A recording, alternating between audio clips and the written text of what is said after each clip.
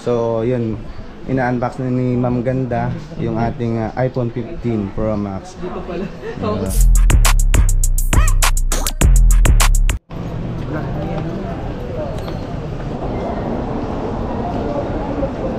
So, andito na tayo sa second floor kung saan pupunta natin yung store ng bilihan ng ng iPhone 15 Pro Max.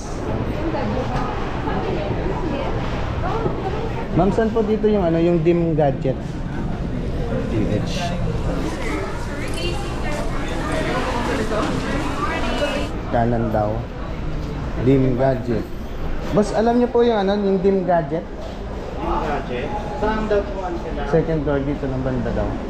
So, ito na yung yung store kung saan tayo bibili ng iPhone 15 Pro Max.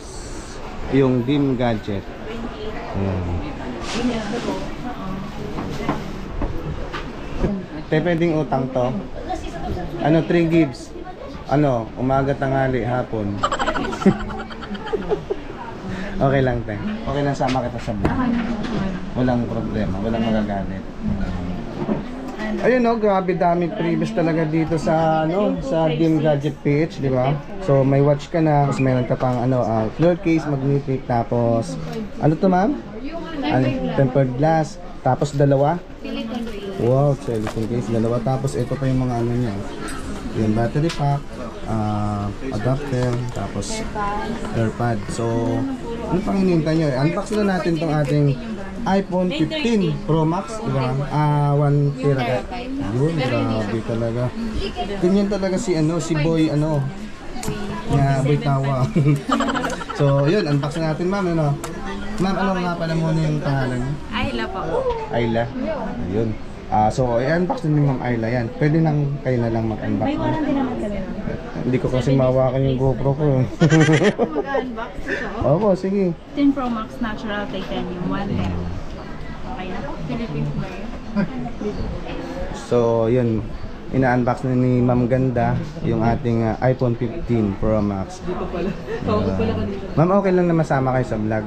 Okay na. Kasi pag ngumiti po kayo, ma'am, medyo natutunaw na ako eh. Okay na? Okay lang, ma'am, wala pong magagalit. Wala. Alam niyo po, ma'am, kilala niyo po dito si si Eva? May Eva kayo? Wala kayong kilalang Eva? Wala.